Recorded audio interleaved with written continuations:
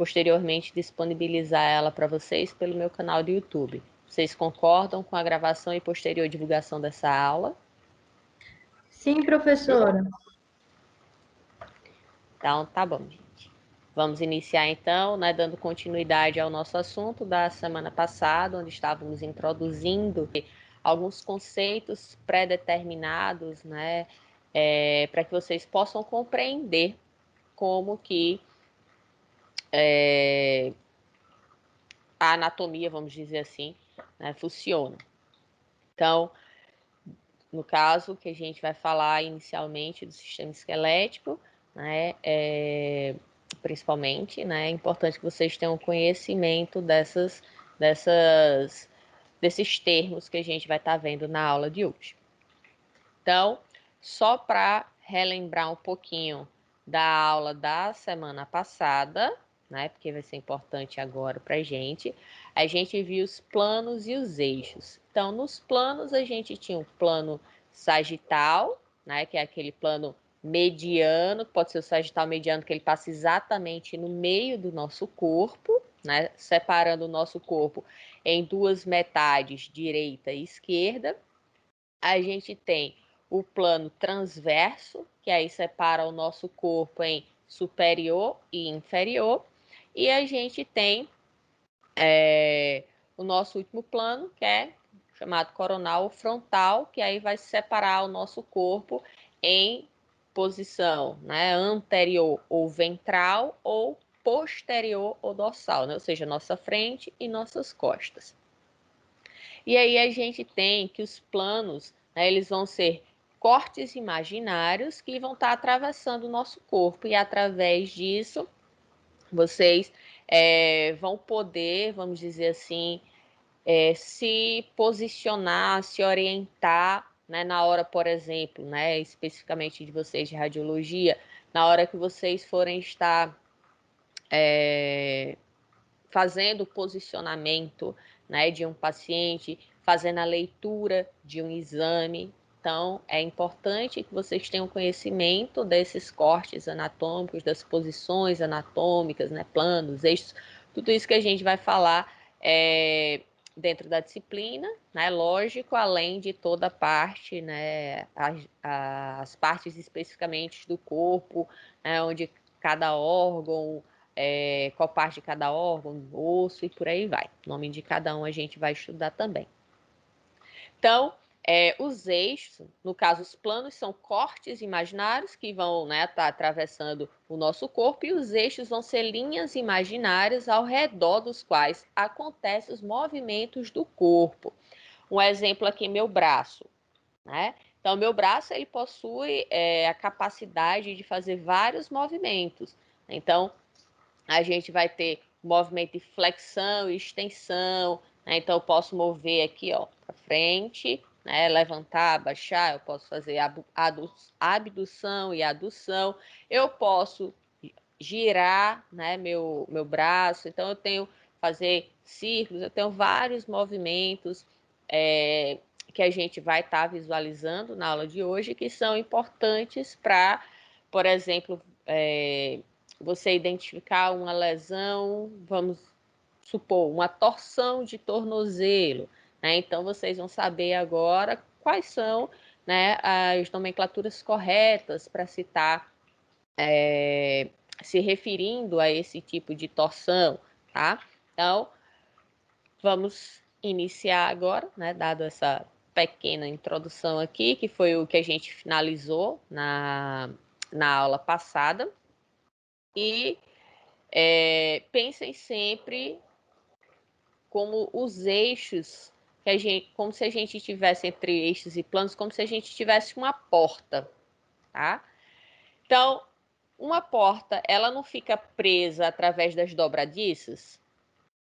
E através das dobradiças a gente consegue fazer os movimentos, né? Então, quando a gente estiver falando dos eixos, seriam os movimentos possíveis, né, através, vamos dizer assim, das dobradiças do nosso corpo, né, como, por exemplo, o ombro, nosso cotovelo, nosso punho, nosso joelho, nosso quadril, nosso tornozelo, tá? Nosso pescoço também, né? Os eixos, látero, lateral, que a gente vai ver mais para o final da aula de hoje, mas só para que vocês já vão adiantando um pouquinho. O eixo látero, lateral, seria como se eu estivesse colocando um pino aqui no meu braço. Vocês estão conseguindo me visualizar? Hein, gente? É como se eu tivesse, ó, Não, colocando... professora, eu tô olhando a tela, anatomia humana.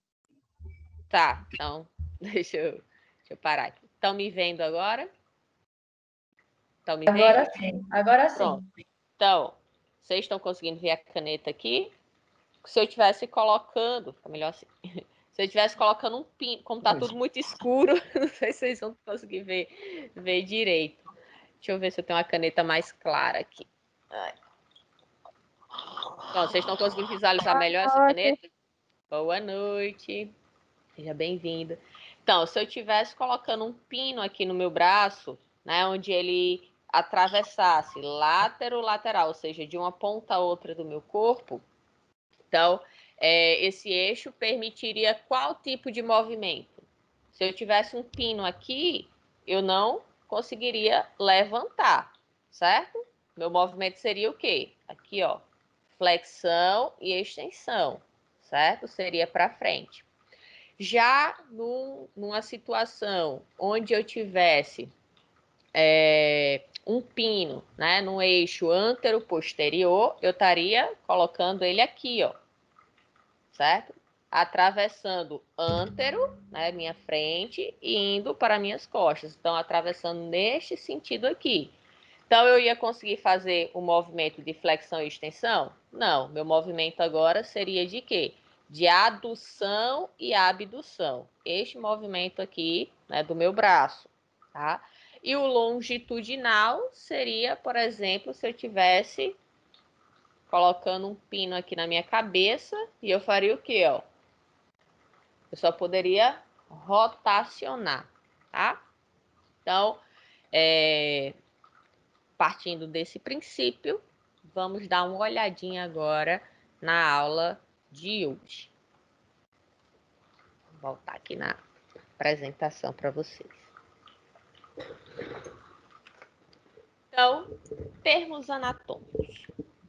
Então, a gente tem vários implantação do membro, que no caso aqui a gente tem o que chamamos de cintura escapular, tá? Então, no nosso corpo, nós temos duas cinturas, a cintura escapular e a cintura pélvica, tá? Que é a região do quadril, e a cintura escapular, que é a região do nosso ombro.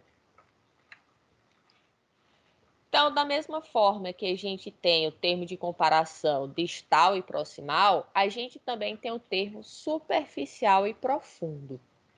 Algo superficial significa que está mais perto da superfície, né, da superfície do corpo, como, por exemplo, mais próximo da pele, mais próximo do exterior do corpo.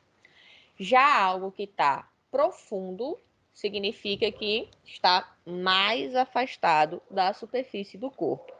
Exemplo, né? A pele é uma estrutura superficial comparada às artérias ou os ossos que estão localizados mais profundamente no nosso corpo.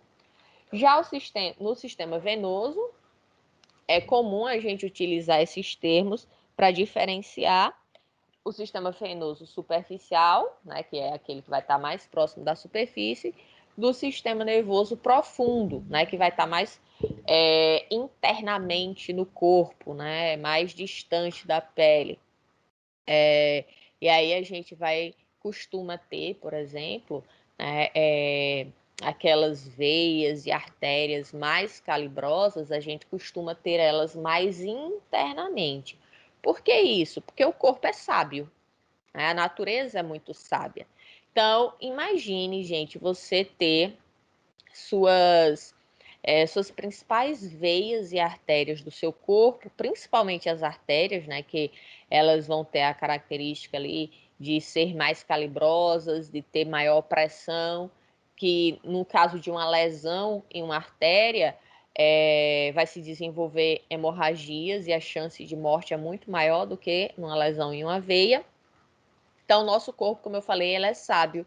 E aí ele, né, quando a natureza, a evolução nos desenvolveu, então fez com que esses vasos, eles fossem mais internos. Por quê? Porque assim eles ficam mais protegidos e não seria fácil, né, você tá rompendo, né, causando algum dano para eles. Um exemplo, a aorta, né? Então, vai ser redundante, mas a artéria aorta, né? Então, a aorta é uma artéria, por isso que não precisa estar dizendo artéria aorta, mas só para nível de informação aqui para vocês. Então, a aorta, existe uma parte dela onde ela vai estar passando na posição, a gente considera na nossa coluna vertebral, ela vai estar anterior à coluna vertebral. Por quê? Porque os ossos da coluna vão estar protegendo a, a, a aorta, certo? Para que uma possível lesão, né, uma batida, um impacto ali, não seja facilmente rompido este vaso calibroso tão importante no nosso corpo.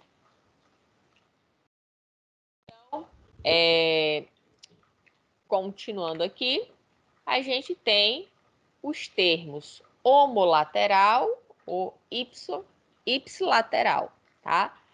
Ou seja, homolateral do mesmo lado do corpo ou de outra estrutura. E contralateral significa que é do lado oposto.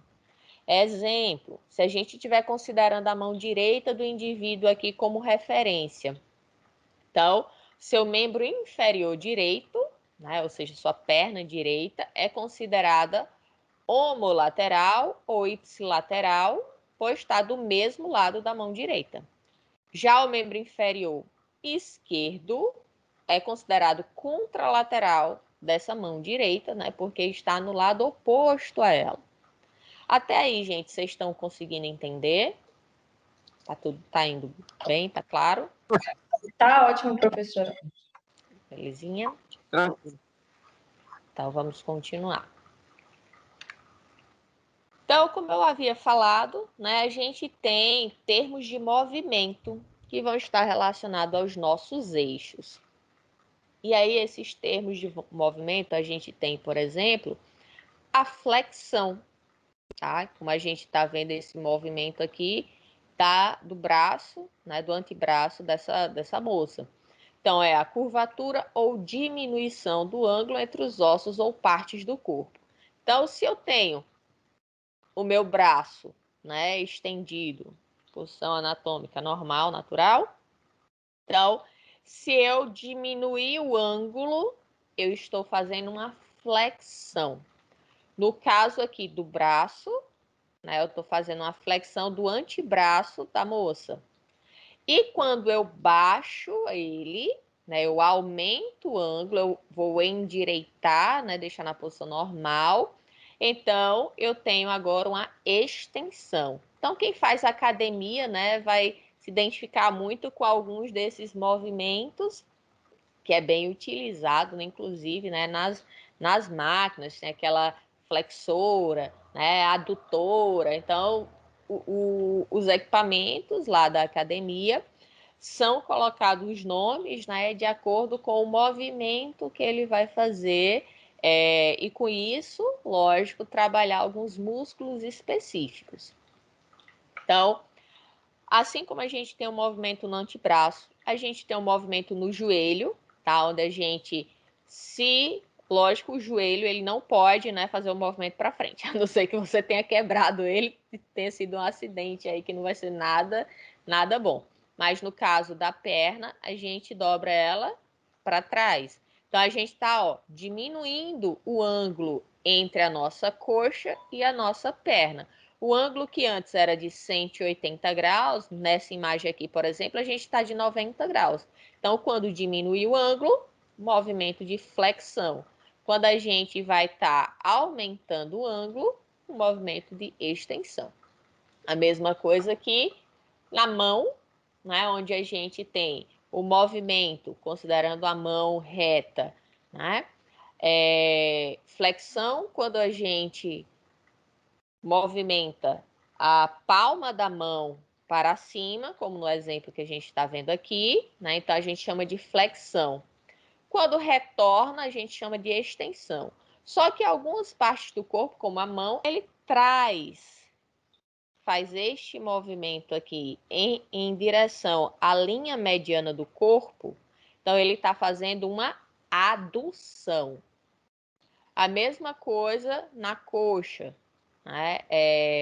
Quem faz o movimento lá na academia, então você fica sentado e aí tem um equipamento que você vai fazer o fechamento, né? Que é a adução, indo para a linha média. Então é a adutora e a abdutora, o aparelho fica do lado lateralizado, né, a sua coxa, e você faz a força para abrir a perna. Aí seria abdução. Então, como eu falei, dependendo da posição que vai estar o equipamento, né, que você vai estar fazendo força, você vai estar trabalhando músculos diferentes, certo? No desenvolvimento ali da sua musculatura. Então, a adução, movimento na direção do plano mediano, em um plano coronal, e a abdução, né? Eu fiz o abi bem para separar, então a abdução, afastar-se do plano mediano no plano coronal, né? Ocorrem somente nas articulações metatarsofalângicas do quadril, do ombro, do punho e metacarpofalângicas, que seria ali dos dedos, certo? Dos pés e mãos. Então, aqui no caso do punho, a gente vai ter a flexão ulnar radial, que seria o movimento de adução e abdução. Então, quando a gente está trazendo para a linha média ou afastando da linha média. Lembrando que nesta posição da mão, ter cuidado, porque a gente sempre vai estar se referindo à posição anatômica. Na posição anatômica, o polegar, ele está na posição medial ou lateral do nosso corpo? Quem lembra? Hein, gente? Tá na lateral, professor. Tá virado Lateral. para fora. Lateral. Então, por isso que quando eu estou fazendo esse movimento para dentro, ou seja, eu estou trazendo em direção à linha mediana do corpo, eu tenho a adução. E aqui, no lado do polegar, eu vou ter a abdução, porque eu estou, né, me afastando da linha média. Então, ainda nos termos de movimento, a gente tem a rotação medial e lateral. A medial traz a face anterior de um membro para mais perto do plano mediano. Então, rotação medial, eu vou, por exemplo, estar rotacionando aqui para a linha média. Já na rotação lateral, eu vou estar levando a face anterior para longe, né, da linha média. Exemplos aqui, a gente tem, que acabamos de ver, o ombro, eu vou estar fazendo uma adução quando eu trouxer para a linha média e uma abdução quando eu estiver afastando. Uma rotação lateral, quando eu estiver movimentando para fora. E uma rotação medial, quando eu estiver rotacionando meu braço aqui para dentro. A mesma coisa a gente tem aqui na perna. Então, quando eu movimento o meu pé, né, a minha perna aqui, para que o meu pé vá para fora do corpo, eu tenho uma rotação lateral. Se eu girar a minha perna para que o meu pé vá para o meio do corpo, então eu tenho uma rotação medial. Eu também tenho na minha perna aqui o movimento de abdução e adução, como a gente viu anteriormente. Então, trazendo aqui para os nossos eixos, né, e termos de movimento que a gente falou. Então, a gente tem a cintura escapular e a cintura pélvica. E nestas regiões é onde a gente vai, né, alguns dos locais que a gente pode ter movimentos. Então, alguns que a gente falou, né, trazendo o exemplo dessa imagem aqui seria o mesmo princípio, onde a gente tem a rotação lateral, quando para fora, medial, quando para dentro, a mesma coisa vale para coxa. Quando a gente abre o ângulo aqui para distanciar da linha medial, abdução, para se aproximar da linha medial, adução, tanto para o braço quanto para a perna. Ô, professora, Oi. tem uma senhora voltar ao slide que a senhora passou agora. Esse? Em vez de a gente falar rotação lateral, não podia ser rotação externa e rotação interna? A externa para fora e a interna Sim, para dentro? Estaria errado dessa sim. forma? Não, tá certo. Sabe porque é Fica mais mais fácil. comum o termo medial e lateral, mas desde que você saiba que lateral e externo é a mesma coisa e que medial e interno é a mesma coisa, não tem problema não. Ok. Certo? Os dois são corretos. Bom? Então, aí a gente tem alguns outros movimentos que, vamos dizer assim, eles não são tão comuns. É assim, não que eles não sejam comuns de acontecer, eles são, mas eles não são tão comuns da gente estar prestando atenção neles, que são o retrusão, que é o movimento de retração para trás, como ocorre, por exemplo, na retrusão da mandíbula e do ombro. Então, quando eu coloco, por exemplo, meu ombro para trás, ou então quando eu boto, né, a minha mandíbula para trás. E a protrusão, que movimento dianteiro, né, para frente, como ocorre na protrusão da mandíbula e do ombro. Então, do mesmo jeito que eu posso mexer, né, não só abrir minha mandíbula, mas eu posso trazer ela para frente e para trás. Se eu trago ela para frente, é protrusão. Se eu trago para trás, é retrusão. Inclusive, não nos ombros também, né? Você tem toda uma movimentação no ombro que permite isso. Não sei se vocês conhecem o termo protrusão ou protuso da odontologia, tá? Então, existem pessoas que elas possuem, né, problemas na articulação, vou falar, né, termo mais simples, problemas de mordida, onde o encaixe, vamos dizer assim, da mandíbula, ele não é, vamos dizer assim, correto. Né? Então, a pessoa tem que usar aparelho, muitas vezes precisa até fazer cirurgia para poder encaixar, né, a mandíbula corretamente para trás, porque os dentes, né, da mandíbula, eles são, não sei se vocês vão conseguir ver, deixa eu ver aqui na imagem. Então, aqui na imagem, cadê meu mouse? Parece mouse, porque você não quer aparecer. Aqui. Então, aqui na imagem, no caso de uma pessoa com protrusão, tá? No caso, protrusão que eu tô falando não do movimento, a pessoa que tem o problema, tá? Dentário, articular. Então, a protrusão seria o quê? Os dentes dela, na parte de baixo, ele estaria na frente dos dentes de cima. Não sei se vocês já viram isso. Nessa imagem dá para ver um pouquinho melhor. Né? Então, o encaixe ele não é o adequado. Tá fora, vamos dizer assim, do eixo correto para mordida, né? Então, isso provoca dores, provoca vários problemas ali naquela pessoa.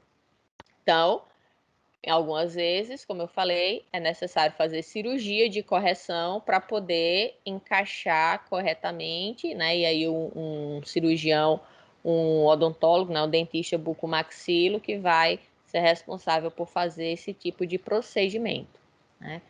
Lógico que isso precisa ser avaliado, verificar se só o uso de aparelho consegue ser corretivo ou se, né, realmente precisa em uma situação mais, vamos dizer assim, mais drástica, né, para uma cirurgia corretiva ali, para que a pessoa diminua ali os problemas dentários dela. Então, oclusão e abertura, né? A oclusão também é muito falada na odontologia. É o movimento em que ocorre o contato da arcada dentária superior com a arcada dentária inferior. Então, a oclusão é quando existe o encaixe entre essas duas arcadas. Para panorâmica, aí o certo não era fechar a porta quando fosse bater. Sim, qualquer exame a mulher lá não deixou a porta entreaberta. Errado, né? Infelizmente, aquela... Eu tenho que ficar observando, mas é aquela calado, né? questão. A gente tem profissionais e profissionais, né? Os profissionais que realmente estudaram, se preocupam e colocam em prática o que aprenderam, e aqueles que não estão nem aí com nada, né? E aí, infelizmente, acaba comprometendo as outras pessoas. Porque imagine, eu não sei, né, qual foi o ambiente que você estava lá, o local, a clínica, e também não vem ao caso por questões éticas, mas vamos supor que aquela sala que você está fazendo o exame fique próximo de uma sala de espera. E aí, ou então, fique próximo da área onde fica ali o pessoal da recepção, né, que fica sentado ali o dia inteiro. Então, imagine ele o dia inteiro recebendo carga, né, de raios ali, simplesmente porque o colega profissional que deveria estar fazendo, que tem um conhecimento específico, deveria estar seguindo os protocolos de biossegurança, não estão. Aí desenvolve um câncer e não sabe por que foi. Né? Ou outros problemas. Então, não sejam esse tipo de profissional, tá? E, gente, vocês, como todos nós, né, como pacientes, se nós temos o conhecimento, a gente pode sim cobrar, tá, que seja feito os protocolos corretos. Como, por exemplo, tá utilizando avental de chumbo, né, dependendo do exame que você for fazer, né, aqueles protetores de tireoide, de gônadas. Então, tudo isso, se você tem o conhecimento, peça. É obrigação do profissional que está ali atuando usar colocar essa proteção em você. Se ele não está fazendo, é porque ele está fazendo errado. Bom? Então, a oclusão é o movimento de a gente ter o contato, né, entre os dentes. Então, seria o fechamento. Já a abertura, como o próprio nome está dizendo, né, é você estar abrindo ali, fazendo um movimento, né, de abrir a boca. Tá? Então, quando você abre e fecha, está fazendo um movimento de abertura e oclusão. Rotação inferior da escápula e superior da escápula. Então, a escápula, gente, é esse osso, tá? Que nós temos no nosso ombro, aqui na região mais posterior, né? Mais para trás. Na frente, a gente vai ter aqui a clavícula. E a escápula e a clavícula, né? Unindo-se ao osso externo, que a gente vai ver com mais calma depois.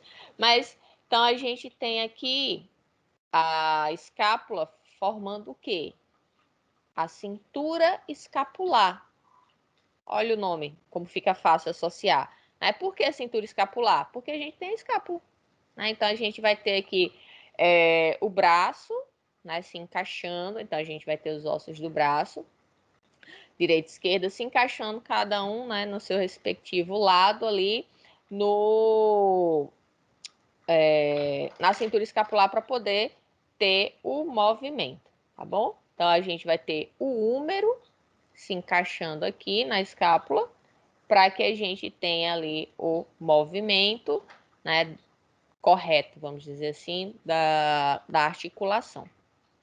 Então, a rotação inferior da escápula é o movimento em torno de um eixo sagital, no qual o ângulo inferior da escápula move-se medialmente e a cavidade glenoide caudalmente. Então, a gente vai ter toda essa questão do movimento da escápula, que muitas vezes a gente não dá tanta importância, né? A gente presta mais atenção nos movimentos dos apêndices do nosso corpo, que são os braços e pernas. E no caso da rotação superior, eu vou trazer uma imagem e uma animação para ficar mais fácil, tá, gente? Vocês identificarem isso. Então, o movimento é em torno de um eixo sagital, no qual o ângulo inferior da escápula move-se lateralmente e a cavidade glenoide cranialmente. Então, a gente tem, esta região da escápula aqui, tá? Ela vai se movimentar ou lateralmente, né? Ela vai fazer esse movimento aqui assim, se afastando da região medial, ou voltando ao normal, ela vai se aproximar. Então, vamos ver aqui, ó. Vocês estão vendo que ele está se distanciando. A parte superior está se aproximando mais da região cranial. Já a parte inferior, ele está se distanciando. Agora está fazendo o contrário, tá? Então, essa aqui é uma vista lateral e aqui uma vista posterior.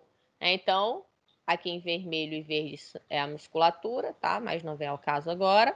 Então, a gente tem aqui a escápula, né, que é o osso que vai estar permitindo esta movimentação. A sua região inferior, caudal, se distanciando e a região cranial se aproximando, dependendo do movimento que você vai estar fazendo, tá? Então, rotação superior e inferior. Superior, quando eu ergo aqui os meus braços, e inferior, quando eu estou baixando os meus braços, tá? Trazendo ele para a posição normal, vamos dizer assim, posição de repouso, tá? Então, conseguindo identificar aí na imagem direitinho. Pessoal? Sim, professora. Tá. Dando para identificar, né? Então, beleza. Vamos aqui para a próxima. A gente também tem, né, trazendo aqui para nosso pronação e supinação, né? Então tem até nas academias também as pessoas vou fazer o supino, né? Levantar o peso lá no supino. Então quem vai para academia já deve ter visto bastante, né? Ter feito bastante esse tipo de exercício. Então a pronação é o movimento do antebraço, né? Então a gente está falando só desta região aqui. Então, antebraço e mão que gira o rádio. Então, a gente vai ter um osso, né, que a gente chama de rádio aqui. Então, que gira o rádio medialmente em torno do eixo longitudinal, de modo que a palma da mão olha posteriormente. Ou seja, se a gente tivesse aqui essa posição, né, sem pensar na setinha, tá? Então, se a gente tivesse com essa posição aqui, a gente estaria com a posição anatômica. Então, eu faço pronação quando eu giro aqui meu antebraço e mão para dentro do corpo. E supinação quando eu faço o inverso, quando é o movimento para fora do corpo, né? Então, aqui a gente tem um movimento de rotação. Não deixa de ser um movimento de rotação, só que, como é desta região específica, a gente chama de pronação e supinação. Então, a supinação é o movimento do antebraço e mão que vai estar girando o rádio lateralmente em torno do seu eixo, né? Seu eixo longitudinal, de modo que a palma da mão olha anteriormente. Então, trazendo aqui alguns exemplos, né? Ela vai estar girando para fora ou para dentro. Quando a gente está girando da posição anatômica para dentro, a gente tem pronação. Quando é o contrário, a gente tem supinação. E aí a gente tem algumas situações, né, que eu tinha falado no início, que ia citar, quando você torce o pé, né? Então, existe um movimento normal que você consegue fazer e existe um movimento que você faz, né, uma hiperextensão ali, que pode fazer com que cause danos, né? Quando você está andando, tropeçou o pé, que a gente chama, né, o pé virou, torceu. Então, você pode até ter rompimento de ligamentos. Então, a inversão é o movimento da sola, né? Então, embaixo do pé, tá? Em direção ao plano mediano. Então, aqui, posição anatômica, o dedão. Então, o dedão do pé, ele tá na região medial e o dedinho na região lateral. Então, quando a gente faz um movimento para dentro do corpo, ou dentro do corpo não, para dentro, indo em direção à região mediana, considerando o plano, a sola do pé. Então, a gente está fazendo uma inversão, né? Então, esta forma aqui de movimento, de inversão, é a forma mais comum da gente torcer o pé. Mas existe também a eversão. A eversão, quando ocorre, né, é uma lesão também muito grave. Então, a eversão é o movimento da sola, né, do pé para longe do plano mediano. Quando o pé está totalmente evertido, ele também está dorsifletido. Então, aqui, eversão e inversão, tá? Eu, por exemplo, devido a um médico incompetente, tive uma torção no meu pé em 2015, uma torção bem grave. Foi em Recife, só que eu só vim fazer o exame aqui em João Pessoa, né? Voltei para casa para fazer. E com esta torção que eu tive aqui, que no caso foi uma inversão, foi tão alto, gente, eu estava jogando, só para vocês terem uma ideia, que o pessoal da arquibancada escutou o estalo que deu no meu pé. Para vocês terem a noção da gravidade. Aí, quando eu cheguei no médico, ele só passou um raio-x, né? Então, uma torção, como uma situação dessa, né, de tornozelo, ela pode ter comprometimento de ligamentos. Então, ligamentos, eles não vão ser visualizados através de raio-x. É preciso que vocês utilizem outros tipos de exame de imagem, como, por exemplo, a ressonância magnética. E, como eu digo, né, o médico que infelizmente me atendeu era incompetente, ele só passou o raio-x. Em momento nenhum ele passou outro exame. E quando eu cheguei, né, para ser atendida já era noite, como eu disse, eu voltei de Recife, e aí o médico era tão incompetente que ele não sabia passar uma receita. Ele passou a receita, eu fui na farmácia comprar a medicação, né, porque estava com muitas dores. Minha mãe estava comigo, né, ela estava dirigindo. Eu fui buscar ela em casa para poder ir no médico. E aí a farmacêutica foi lá e identificou, ó, não posso vender, essa receita tá errada. A gente voltou no médico, o médico fez outra receita, voltou na farmácia. A farmacêutica, a receita ainda está errada.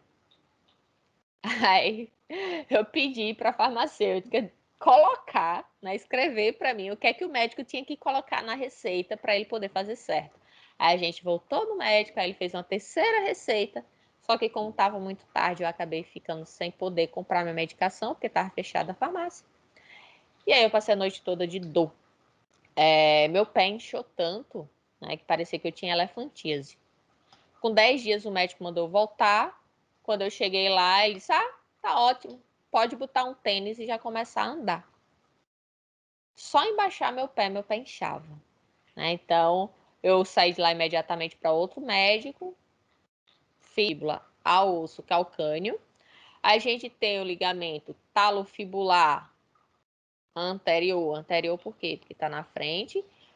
O complexo ligamentar medial. Então, vejam tanto de ligamento que a gente tem aqui e que numa torção, né, por fazer um movimento de hiperextensão, ou seja, um movimento a mais, né, do que seria o natural. Então, quando vai além, né, daquele movimento natural, pode haver um rompimento destes ligamentos, certo? E aí, dependendo da situação, é necessário cirurgia para se reestruturar ali aquela região lesada. Então, movimentos de dorsoflexão e plantiflexão. Dorsoflexão ou flexão dorsal, né? Então, a gente consegue fazer o movimento do nosso pé, né, para cima e para baixo. Então, movimento de flexão na articulação do tornozelo, como acontece quando se caminha morro acima ou se levanta os dedos do solo. Então, quando a gente está subindo uma ladeira, a gente faz o movimento de dorsoflexão, ou seja, diminui o ângulo aqui entre a perna e o pé, né? Porque está inclinado, está íngreme, você está subindo, então você tem esse movimento. Já se a gente estivesse descendo a ladeira, para a gente manter a posição ereta do nosso corpo, aí a gente tem um movimento de plantiflexão. Então, dobra o pé, os dedos em direção à face plantar, né? Quando fica em pé, por exemplo, na ponta dos dedos. Então, aqui a gente vê um exemplo, quem é bailarina já foi, né? Ou conhece, né? O balé. Então, a gente sabe que um dos movimentos da dança, né, que é bem comum, é você ficar na ponta dos pés. Então, esse movimento de você deixar, né, os pés praticamente reto a sua perna, é um movimento de plantiflexão, tá? E aqui só para lembrar, né, como era uma imagem junta, inversão e eversão. E aí a gente tem um outro termo, que é a circundução, tá? É um movimento que envolve vários movimentos. Então, ele ocorre em alguns segmentos do corpo, principalmente nos membros, e dá-se da combinação que inclui adução, extensão, abdução e flexão, que resulta nesse movimento circular, tá? Que é chamado de circundução. Nesse movimento, a extremidade distal do segmento descreve um círculo. A extremidade distal, no caso, né, a mão, ou, se for o pé, a perna, né, seria a região distal, o pé. Então, nesse movimento, a extremidade distal do segmento descreve um círculo. E o corpo do segmento forma um cone, né? Então, se a gente estivesse traçando aqui, ó, linhas, a gente teria formando um cone, né, cujo vértice é representado pela articulação responsável por esse movimento, que pode ser o ombro ou, no caso, o quadril. Então, reforçando aqui a questão dos eixos, quando é observado o movimento do corpo humano, aplica-se o conhecimento de eixos. Os eixos são linhas imaginárias que atravessam os planos do corpo perpendicularmente para possibilitar movimentos. Lembrando que estes planos e eixos serão sempre aplicados nas partes do corpo humano que permitem graus de movimentos amplos, né? Então, as articulações aí de artrose que permite a gente fazer movimentos, né, de flexão, de adução, de abdução, de inversão, eversão, qualquer movimento, né, que a gente viu agora há pouco. Então, a gente tem também, né, nos eixos que eu tinha falado no início da aula, o eixo látero-lateral, né? E como eu dei o exemplo, se a gente estivesse colocando uma barra, né, aqui de um lado ao outro, por isso látero-lateral. Estende-se de um lado para o outro, tanto da direita para a esquerda, quanto o inverso, né? Perpendicularmente ao plano sagital que a gente teria passando aqui, por exemplo, o sagital mediano. Esse eixo também é conhecido como transversal ou horizontal. Esse eixo possibilita os movimentos de flexão e extensão. Então, as articulações do ombro, do cotovelo, vão estar permitindo esse tipo de movimento. Eixo antero-posterior. Então, se eu estivesse cravando, né, que eu dou exemplo, um ferro aqui no meu ombro, né, não mais de forma lateral, mas de cima para baixo, vamos dizer assim. Então, o eixo antero-posterior estende-se em sentido antero, do sentido antero para o posterior, perpendicular ao plano frontal. Esse eixo também é chamado de sagital, possibilita os movimentos de adução e abdução, né? Então, articulações do ombro e do quadril vão estar permitindo, né, possibilitando a gente estar fazendo esse movimento. Então, se a gente estivesse enfiando aqui, né, um ferrinho, a gente poderia fazer esse movimento de adução e abdução, de flexão e extensão e indo um pouco mais de hiperextensão. Mesma coisa no ombro, no cotovelo. No tornozelo, a gente tem um movimento de eversão e inversão. Então, eversão, quando a gente tem a sola do pé abrindo, né, indo para fora. Inversão, quando a gente tem ela indo para a região medial. E adução e abdução aqui do quadril, abdução, quando a gente abre. Fica até fácil de vocês lembrarem. Abre. Abdução, a gente está abrindo, né? A gente está lateralizando o movimento, indo para a região lateral.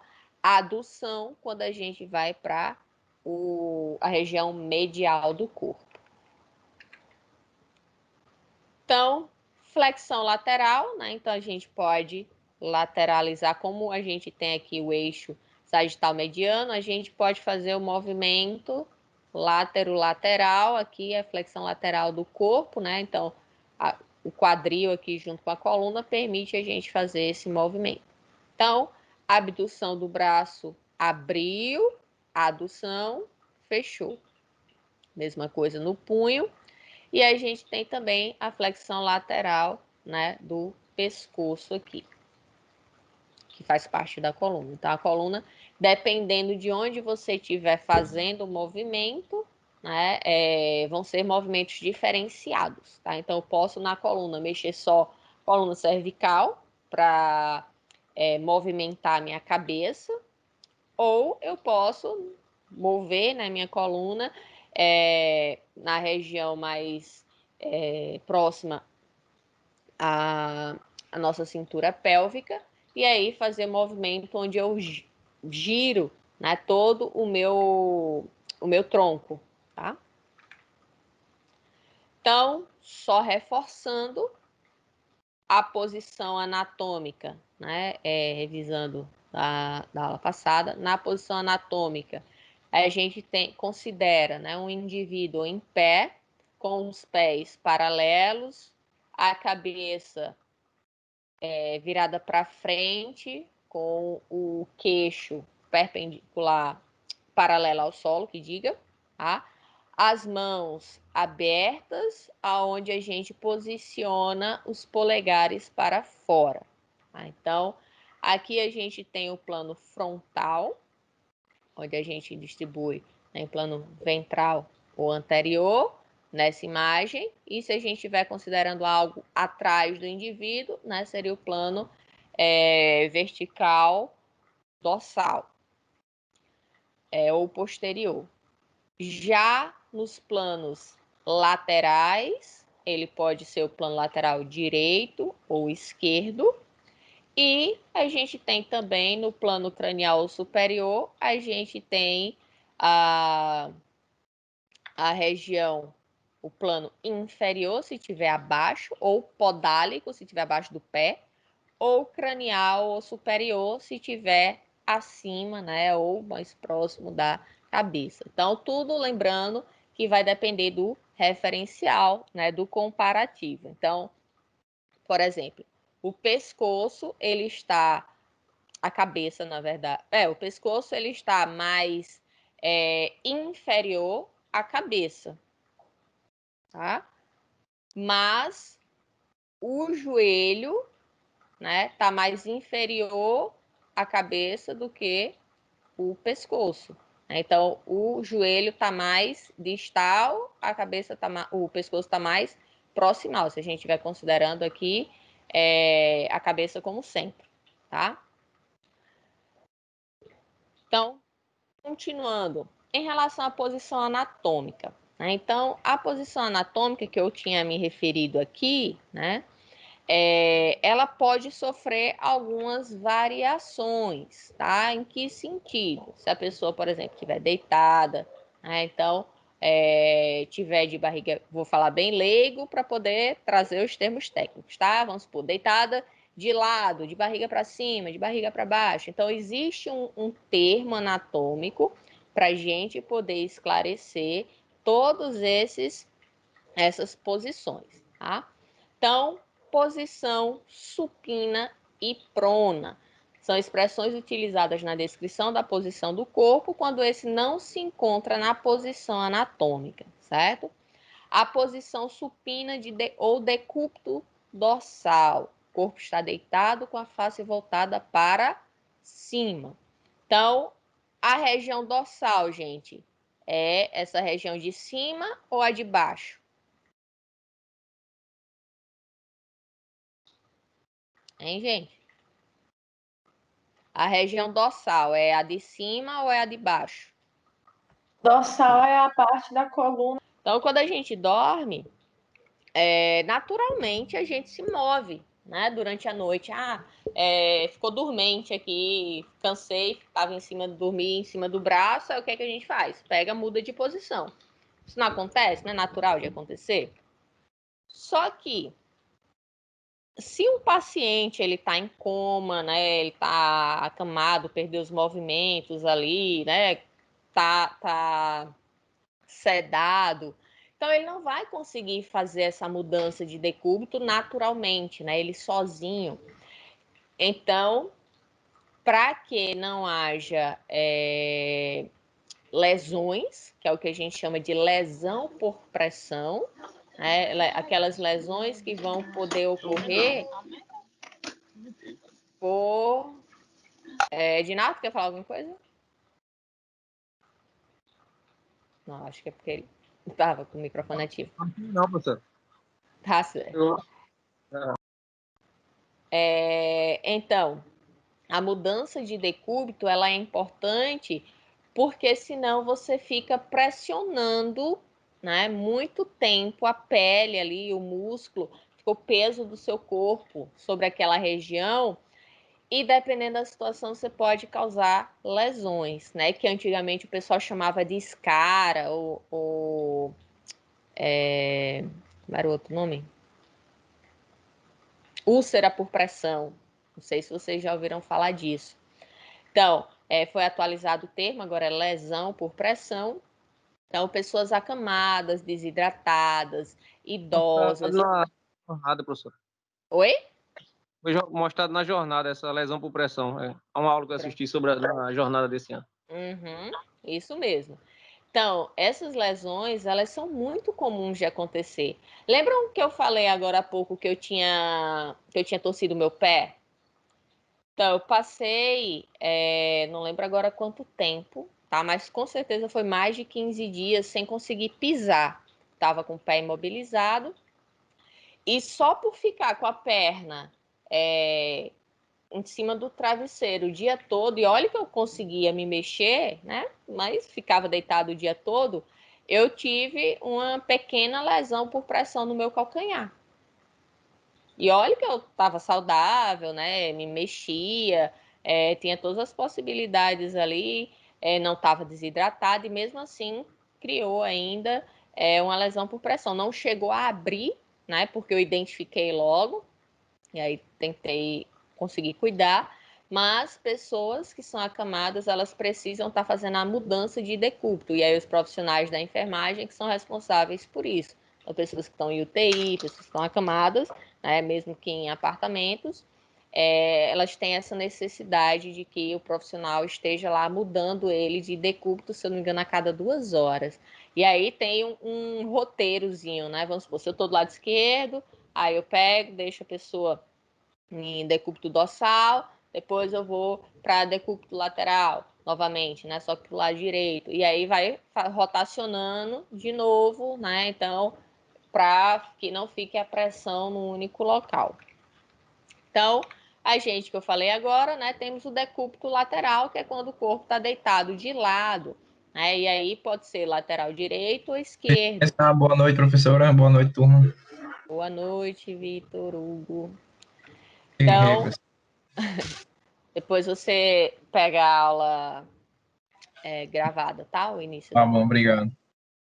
Então, o decúbito na lateral. Professora Oi? Paulo Henrique está dizendo que não está conseguindo entrar na aula. Por quê? Que é a nossa terceira aula. Ele não conseguiu nenhum? Não lembro agora. Não sei, ele disse aqui agora. Tô vendo aqui.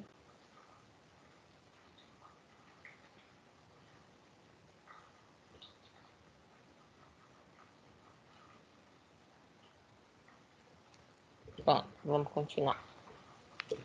Já está próximo de acabar essa aula, a gente vai para o intervalo. Aí na volta ele tenta novamente. Então, decúbito lateral, quando ele está deitado de lado. Então, no caso aí, ele está de decúbito lateral esquerdo, né? Porque é o lado esquerdo que está em contato. E aí a pessoa pode ficar alternando o decúbito, dependendo da situação, né? Dependendo da posição anatômica que vocês querem. Lógico que quando vocês estiverem falando com um paciente, vocês não vão falar, eu quero que você mude de decúbito. O paciente dificilmente vai entender, né, o que é que vocês estão falando. Mas quando vocês estiverem falando com profissionais, né, com os médicos, outros profissionais de radiologia, outros profissionais de saúde, aí sim vocês vão estar utilizando os termos corretos. Posição de litotomia. Então, o corpo está deitado com a face voltada para cima, com flexão de 90 graus do quadril e joelho, expondo o períneo. Aonde que a gente tem essa posição de litotomia, gente? Qual é o outro termo utilizado para ela? Acho que vocês conhecem. Ninguém sabe que posição é essa? Se a gente Eduardo? ver pelo outro ângulo, parece que a gente tá sentado. Hã? Se ver por outro ângulo, quem tá com a face Mas o voltada, ângulo correto é esse mesmo, não é sentado, não. não sei não. E aí, meninas? Depois vocês vão entender porque eu tô perguntando meninas. Ah, professora, quando a mulher vai dar a luz. Tem a Ah, criança. Posição ginecológica. isso, Brenda. Então, gente, a gente normalmente conhece, né, por medo. É por isso que eu tô dizendo. É relativo, não necessariamente é só por causa do profissional, porque no caso a profissional era a mãe, era a mesma, né, e a nossa mãe, e mesmo assim minha irmã morria de medo. Mas sim, tem muito profissional que, infelizmente, assim como a gente já citou, né, a Olga citou a do profissional lá de radiologia, eu citei do médico, existem muitos dentistas também que são mal qualificados, tá? Tem dentista que não sabe arrancar um dente, para vocês terem uma ideia, né? Manhã mesmo já pegou vários casos de profissionais que tentaram, porque mãe é cirurgiã dentista, né? Uma das coisas que ela mais faz e bem faz é arrancar dente. E aí, o profissional tentava tirar o dente quebrava dentro, e aí tirava um pedaço, o resto do dente ficava dentro, aí ficava lá mexendo, tentando tirar, não conseguia, aí ele ia lá para a mãe conseguia tirar. Mas já gerou um trauma na pessoa e um trauma no dente, né? Um trauma ósseo ali, de ter ficado mexido. Vai ficar dolorido, vai ficar inchado. Então, realmente, tem muito profissional que, infelizmente, né, não tem a qualificação e a dedicação para fazer um exercício profissional com qualidade. Porque ele pode até ter tido a qualificação, no sentido de que ele estudou, né? Ele frequentou as aulas, porque é diferente, né? Você frequentar a aula e você de fato aprender, você se dedicar, você está ali se preparando para exercer a profissão da melhor forma possível. É diferente isso de você simplesmente ter um diploma ali e querer fazer as coisas. A dedicação que você teve desde a sua graduação com certeza vai fazer a diferença na qualidade do seu serviço. Então, essa posição aí, no caso dos dentistas, né, que eu estava falando, tem a cadeira lá do dentista, então muitas vezes tem pacientes que desmaiam, tá? Muitas vezes não, mas ocorre algumas vezes do paciente desmaiar de medo. E aí, o que é que faz? Para aumentar a circulação, né, na cabeça, aumentar a oxigenação, então baixa-se a cadeira do dentista no ângulo onde a cabeça vai ficar mais baixa do que o corpo para receber ali a circulação. Então, a gente tem uma outra questão que são os quadrantes abdominais. Gente, eu vou terminar essa aula daqui a pouco, tá? Faltam só 5 slides, porque o horário do intervalo seria agora. Mas eu prefiro a gente terminar logo essa para dar o intervalo e retornar depois, pode ser? Só? Pode ser, professora. Tá bom. Então, os quadrantes abdominais. Não sei se vocês já se depararam com a situação, né, de uma pessoa dizer, fulano teve, por exemplo, ele tem uma cicatriz, ele fez uma cirurgia no quadrante inferior direito. Já ouviram falar disso? Ninguém? Não. Não? Então, quando ele fala quadrante inferior direito, a gente está se referindo à região abdominal, tá? Existem dois tipos de nomenclatura. A mais comum é essa que eu falei, né? Que ele vai estar em quadrantes superiores, inferiores, direito e esquerdo. No caso do quadrante superior ou inferior direito, o que é que a gente tem ali? A gente tem, por exemplo, o apêndice, tá? Então, quem tem dores, né, de apendicite, que é a inflamação do apêndice, ele vai ter uma dor muito forte no quadrante inferior direito. Então, para tornar mais fácil a localização dos órgãos na grande, né, cavidade abdominopélvica, onde a gente tem vários órgãos ali, os anatomistas dividiram a cavidade abdominopélvica em 9 regiões, sendo definidas da seguinte forma. Como eu disse, é uma das nomenclaturas que são utilizadas, dividindo ela em 9. Então, a região abdominopélvica superior, no nível da 9ª costela, a gente vai ter a região hipocondríaca direita, região epigástrica, né, do estômago, e região hipocondríaca esquerda. Na região abdominopélvica média, a gente tem entre as 9ª costelas e os ossos do quadril, a região lateral direita, a região umbilical e a região lateral esquerda. Então, traçando um eixo, a gente divide ele em 3 superiores, 3 inferiores.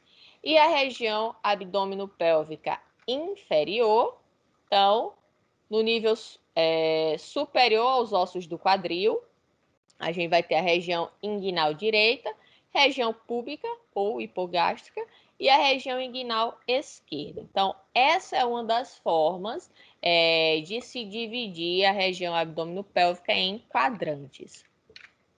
Então, outro modo mais simples de dividir é em 4 quadrantes. Esse método ele vai ser frequentemente utilizado para localizar uma dor ou descrever a localização de um tumor, por exemplo.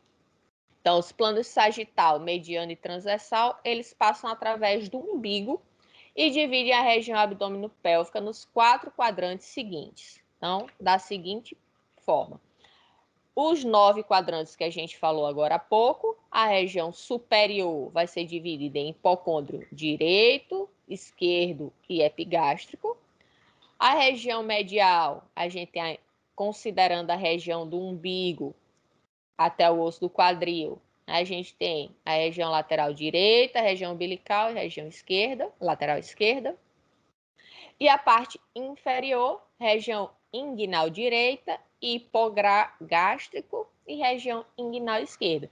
Então, essa é uma das formas, né, da gente estar subdividindo, né, a região abdominopélvica em quadrantes, no caso aqui em 9, e a gente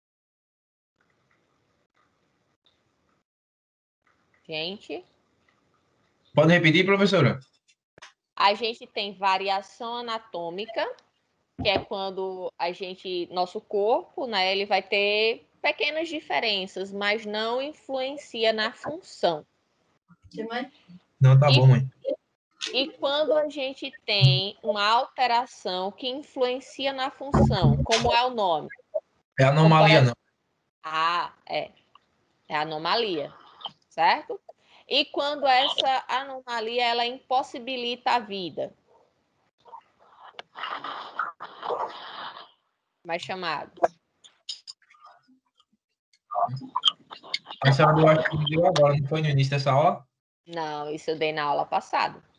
Anomalia. Interfere a vida, monstruosidade, a senhora não falou, não foi? É monstruosidade.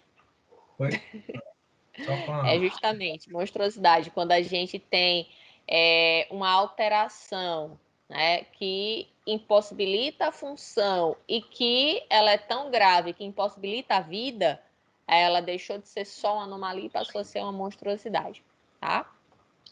Então, a posição anatômica é uma posição de referência e padronizada, né, onde a gente tem composição anatômica aquela posição onde a pessoa, o indivíduo está em posição ereta, com as mãos viradas para frente, né, com os polegares para a posição lateral, os pés paralelos, o queixo com o olhar na direção do horizonte, o queixo paralelo ao solo. Então, temos ainda variações anatômicas individuais, que decorrem de fatores como idade, sexo, raça, tipo constitucional e evolução. Como a gente falou, por exemplo, da questão da idade, né? Que a variação anatômica de idade, se você for comparar a proporção do tamanho da sua cabeça para o seu corpo, quando éramos bebê e agora quando adultos, a gente vê que houve, né, uma diferença ali. E que é natural, não influenciou, né, na nossa vida. Sexo, por exemplo, homens, né, têm anatomia diferente das mulheres, vice-versa, né, e também é natural. Então, estudamos que quando as variações morfológicas têm perturbação funcional, são denominadas de anomalia. Por exemplo, os indivíduos que nascem sem o olho, além de ter variado a forma, né, perde a função que o olho desempenharia, que era a questão da visão. Apresentamos ainda as grandes variabilidades morfológicas humanas, né, onde há a possibilidade de reconhecer várias formas constitucionais do tipo médio, os tipos extremos e mistos, né, aqueles indivíduos que são chamados de tipos brevilíneos, mediolíneos e longilíneos. E após ter conhecido sobre as variabilidades morfológicas humanas, estudamos como o corpo humano ele é dividido. Desta maneira, fomos capazes de entender sobre as alterações que podem ocorrer no nosso corpo. E na aula de hoje a gente, né, conseguiu reforçar a questão dos termos anatômicos, onde a gente vê a questão dos movimentos que a gente pode realizar, né? Lembrando sempre de alguns deles, a gente ter, quando for comparar posições anatômicas, sempre tem em consideração um referencial para poder dizer qual é a posição daquela parte que você está querendo demonstrar, né, ou explicar ali. E eu acho que é isso. Tá? Então, o Simon se despede de vocês neste momento. E aí a gente faz um intervalinho, tá? São 8h19. Vamos fazer uma pequena pausa. Tá? 8h23, professor. Hã? 8h23, né? Para mim tá 8h20. Então a gente faz um intervalo. Ou vocês querem pegar direto? Direto. Querem pegar direto? Então eu vou fazer assim. Porque, como eu disse no início da aula, é muita informação, né? Então, eu vou passar um videozinho para que vocês possam ter, refrescar um pouco a mente, vamos dizer assim, tá? E aí, dependendo da hora, a gente encerra ou dou uma breve explicação do início da aula que vem, tá certo? Onde a gente vai iniciar sobre o sistema esquelético, tá? A gente vai começar a estudar os ossos, tá bom? Então, deixa eu passar para vocês aqui o nosso vídeo.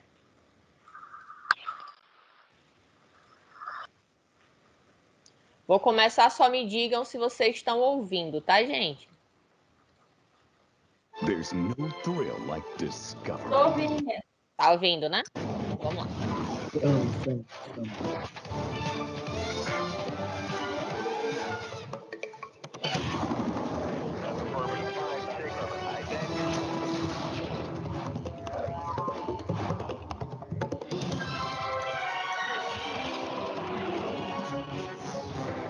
The Discovery Channel.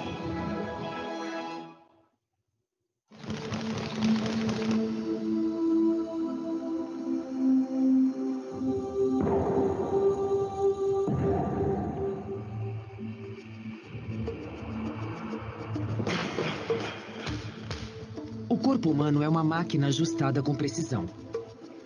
Todos os seres humanos são construídos a partir do mesmo projeto de músculos e ossos, mas podemos usá-los para desempenhar tarefas incrivelmente diferentes.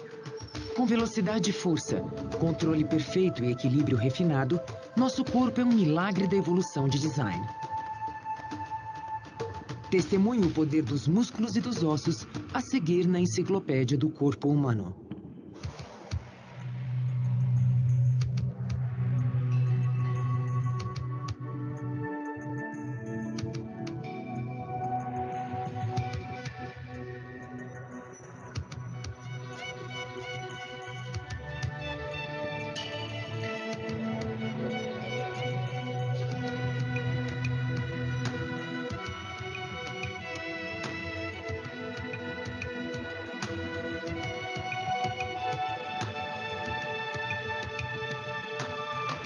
Enciclopédia do Corpo Humano. Músculo e osso. Tarefas incrivelmente diferentes. Controle perfeito e equilíbrio refinado.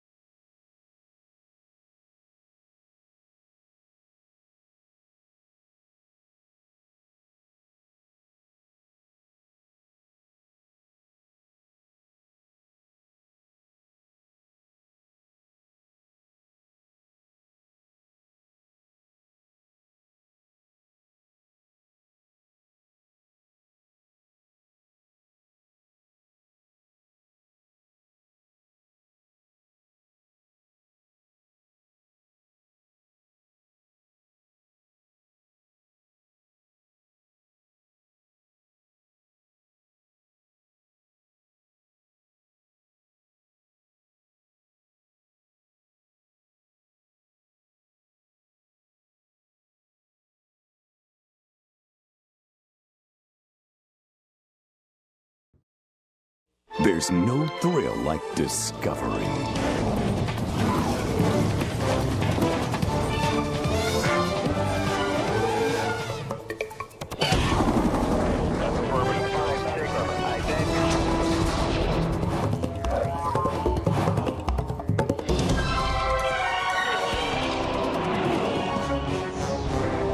The Discovery Channel.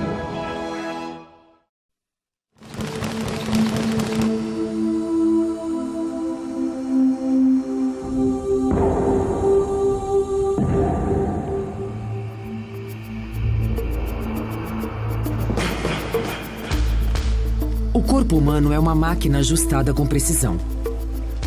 Todos os seres humanos são construídos a partir do mesmo projeto de músculos e ossos, mas podemos usá-los para desempenhar tarefas incrivelmente diferentes. Com velocidade e força, controle perfeito e equilíbrio refinado, nosso corpo é um milagre da evolução de design. Testemunhe o poder dos músculos e dos ossos a seguir na Enciclopédia do Corpo Humano.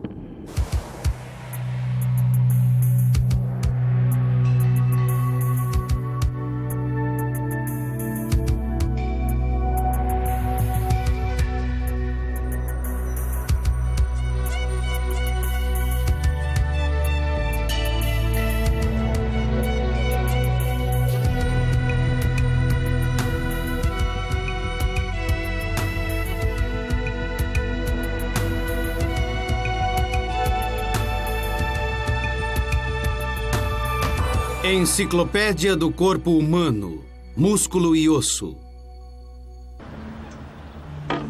Bob Thatcher é uma esperança olímpica no remo.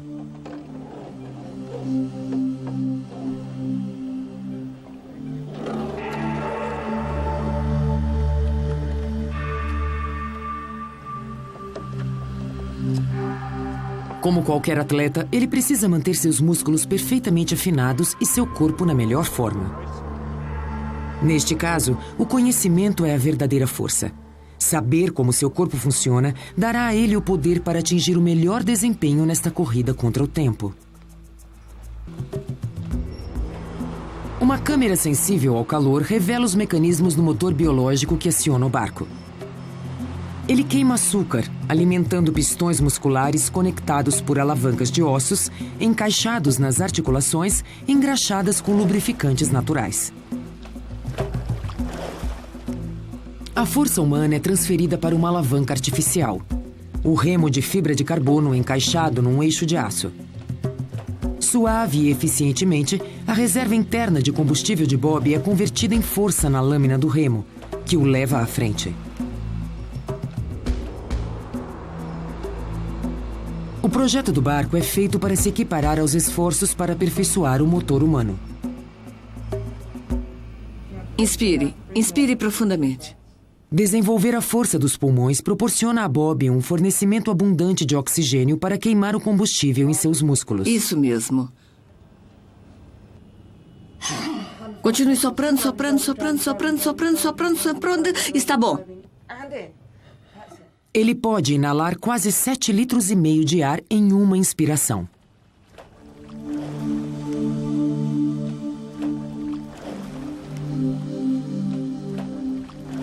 Antes de atingir o rendimento máximo, o motor humano precisa de aquecimento. Exercícios leves aumentam o fluxo de sangue no corpo.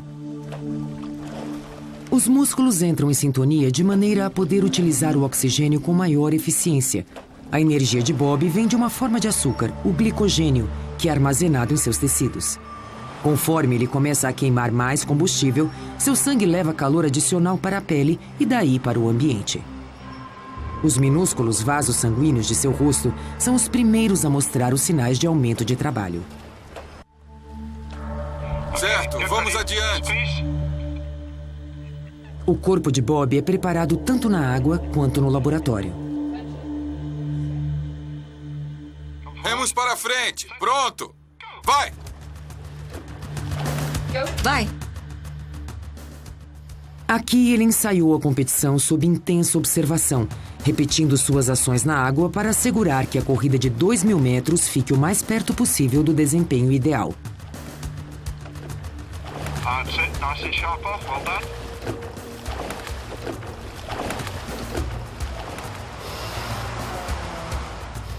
O treinamento em laboratório mostrou a Bob como obter o melhor de seu corpo. Ele tem reservas limitadas de energia e o treinamento mostra como utilizar a energia com mais eficiência em cada estágio da corrida.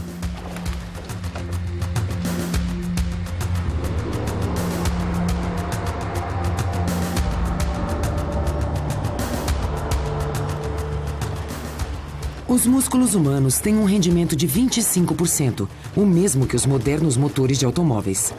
Isso significa que 1/4 da energia química do glicogênio combustível é transformado em força utilizável. 3/4 são desperdiçados na forma de calor. Este gráfico de força mostra o arranque energético inicial de Bob, mas seus músculos não podem manter o ritmo por toda a corrida. Ele precisa desacelerar para um ritmo menos elevado nos próximos minutos.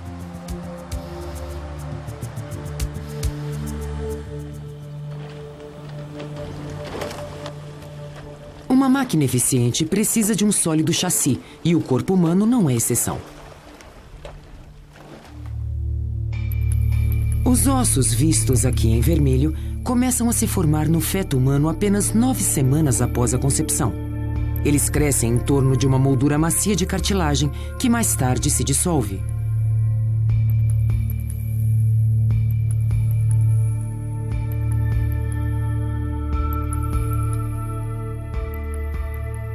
Os ossos do crânio ainda não estão ligados, permitindo que o cérebro do bebê se desenvolva até seu tamanho total.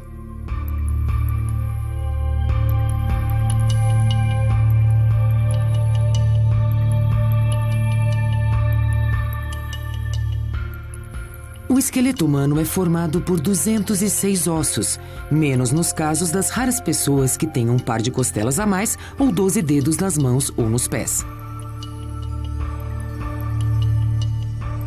Nós nascemos com 350 ossos, mas muitos deles se fundem durante a infância. Isso nos deixa com menos ossos, porém mais fortes para a nossa vida adulta.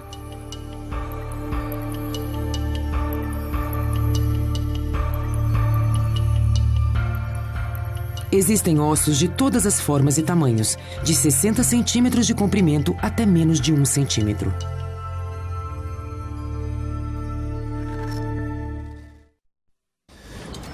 Sem os ossos para suportar e dar apoio aos nossos músculos, seríamos uma massa inerte de carne.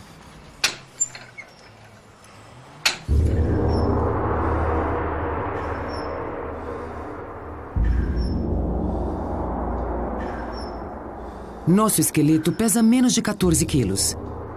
Ele representa menos de 20% do nosso peso corporal.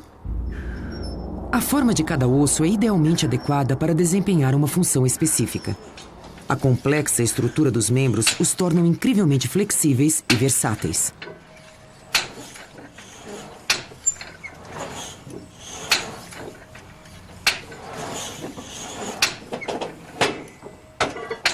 Os braços são sustentados por uma moldura óssea nos ombros, apenas levemente ligada ao resto do esqueleto. As omoplatas não são presas à caixa torácica, o que permite aos braços uma amplidão enorme de movimentos.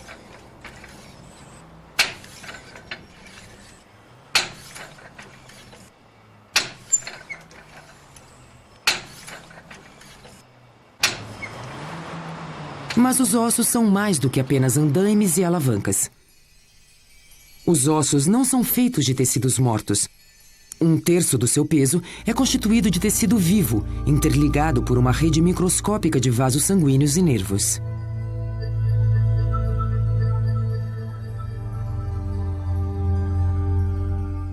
O núcleo de alguns ossos está preenchido pela medula, que fabrica células sanguíneas. Esta microscópica arquitetura está presente dentro de muitos de nossos ossos. Sua estrutura aberta combina resistência e leveza.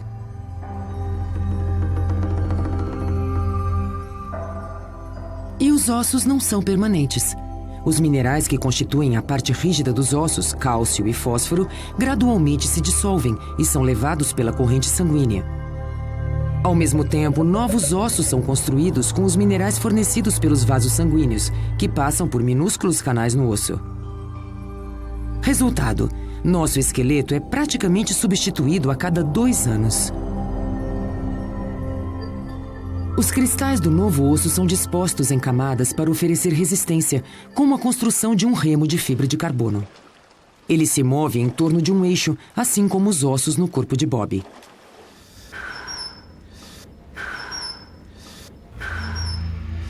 De todas as articulações do corpo humano, a do joelho é a mais complexa. Ela deve flexionar e, ao mesmo tempo, suportar uma pesada carga. A patela permite que os músculos tracionem fortemente ao redor da junta dobrada. Para minimizar o atrito, os ossos são separados por uma almofada macia. Ela é preenchida com um lubrificante natural viscoso, chamado fluido sinovial. Sem essas juntas bem lubrificadas, nosso corpo se moveria tão rigidamente como o dos robôs. Articulações e ossos trabalham em conjunto para ampliar o movimento de nossos músculos.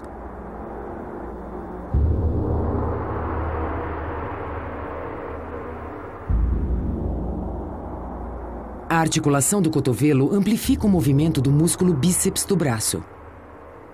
Este amplo movimento da mão exige apenas 2,5 centímetros de contração do bíceps.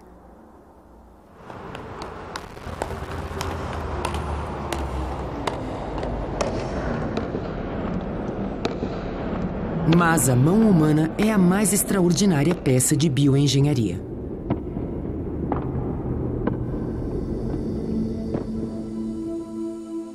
Diferenciando-nos da maior parte do mundo animal, está um polegar de frente para a face dos outros dedos, o polegar opositor, que oferece uma empunhadura forte e mais sensível.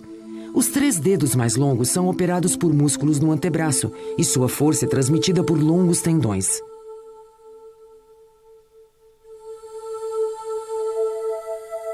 Os frágeis ossos dos dedos são projetados para trabalhos delicados, não para a força, e as articulações são igualmente delicadas. Em contrapartida, a robusta espinha dorsal sustenta todo o peso da parte superior do corpo. Ela também é uma blindagem para a medula espinhal, a superestrada de nervos que transmitem mensagens do cérebro para o resto do corpo.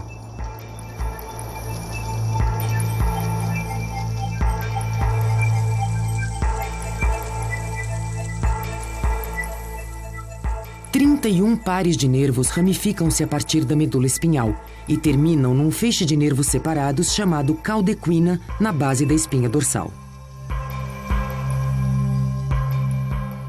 A parte final da espinha dorsal, o cóccix, não contém nervos. É o remanescente evolucionário de uma cauda. Isto não são as costas de um dinossauro, são as suas. Estas protuberâncias espinhosas ancoram os músculos que mantêm unida a espinha dorsal humana. Esses 24 ossos, as vértebras, são separados por discos amortecedores. O peso de nosso corpo comprime os discos quando estamos de pé, de modo que perdemos uma fração de centímetro de altura durante o dia, mas a recuperamos durante o sono. Nossa ossatura é sustentada pelas pernas. Elas contêm os ossos mais fortes do corpo, capazes de suportar até 1 tonelada de peso. Os ossos dos pés são reproduções exatas dos ossos das mãos, mas adequados a diferentes finalidades. Dedos curtos oferecem um efeito de mola, e ossos arqueados espalham o peso do corpo, que é recebido pelo osso compacto do calcanhar.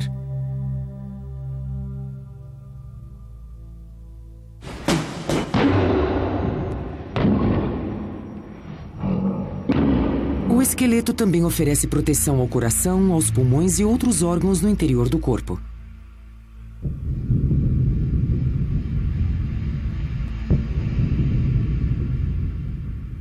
As costelas ajudam a espalhar o impacto.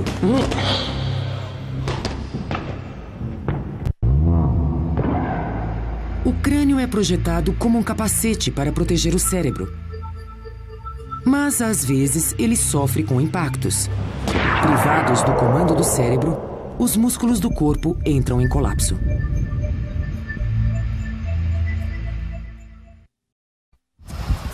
Bob depende tanto da boa forma de seus músculos involuntários quanto daqueles que estão sob seu controle consciente. Seu coração, por exemplo, acelerou até duplicar o ritmo normal. Seu sangue carrega mais oxigênio para os músculos durante o esforço. Conforme o glicogênio é consumido, seus músculos produzem dióxido de carbono que é transportado para seus pulmões e exalado. O calor é outro subproduto que precisa ser eliminado do corpo. A temperatura de Bob é controlada através da transpiração e da irradiação de calor pela pele.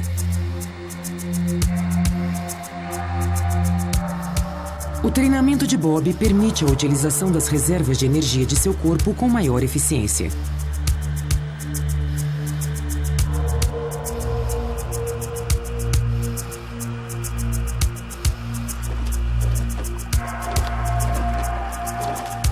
Manter seu corpo em forma para competir consumiu anos de dedicação.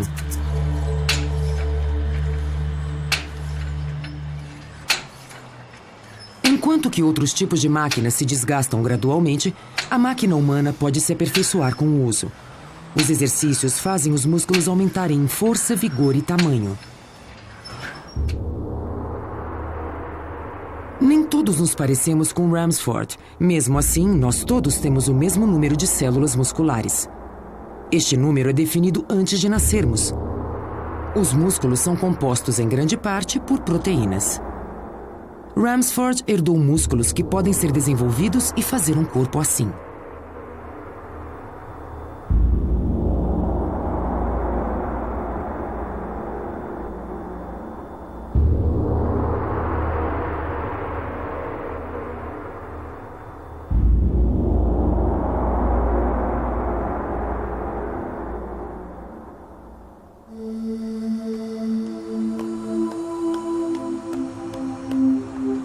Para tarefas de equilíbrio e agilidade, é melhor herdar genes que ofereçam músculos alongados e de resposta rápida. Exercícios fortalecem e condicionam esses músculos.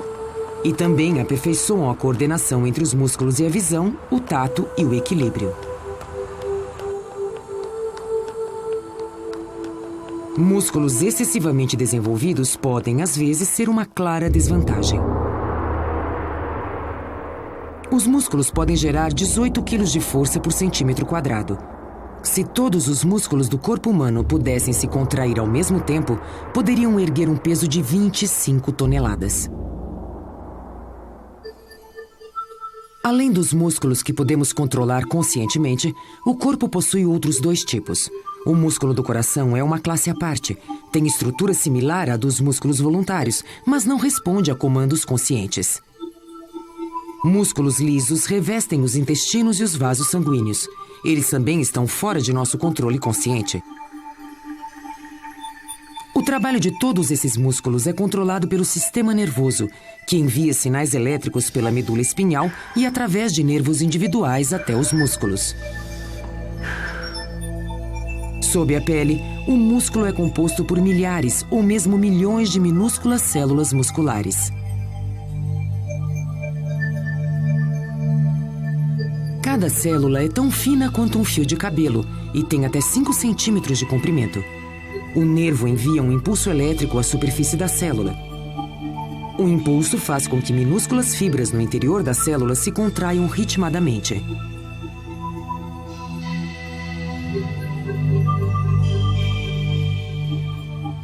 Quando se contraem, os músculos se retraem até 2/3 de seu comprimento original. O músculo termina em tendões firmemente presos aos ossos. A força de um músculo provém da atração química entre diferentes proteínas dentro da fibra microscópica.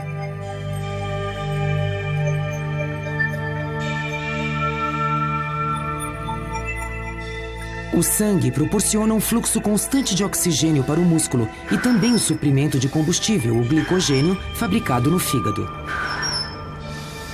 Quando um músculo está trabalhando, a pele sobre ele se aquece. O calor dos músculos ajuda a manter nossa temperatura normal em 37 graus.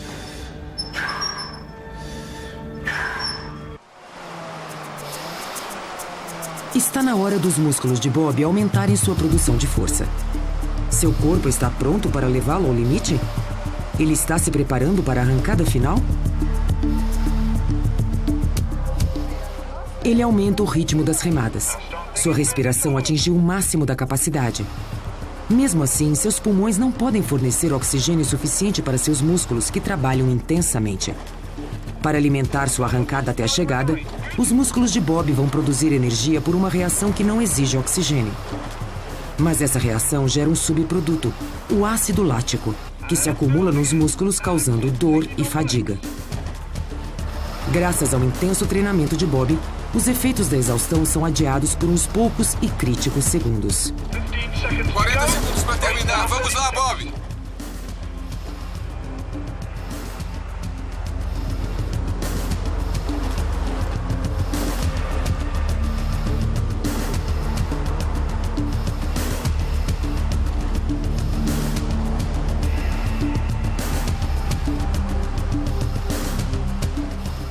A produção de força de Bob atinge a meta conforme ele vai se aproximando da linha de chegada. Seu desempenho levou-o para mais perto de seu sonho olímpico.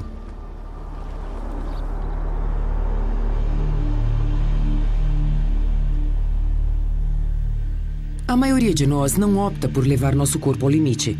Mas os métodos de pesquisa que permitiram que Bob fosse além em suas conquistas estão abrindo novas possibilidades de ver o funcionamento do corpo humano.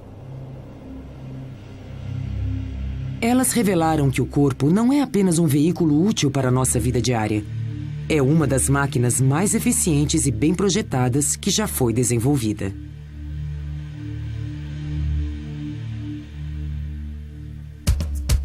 Versão brasileira Tempo Filmes, São Paulo.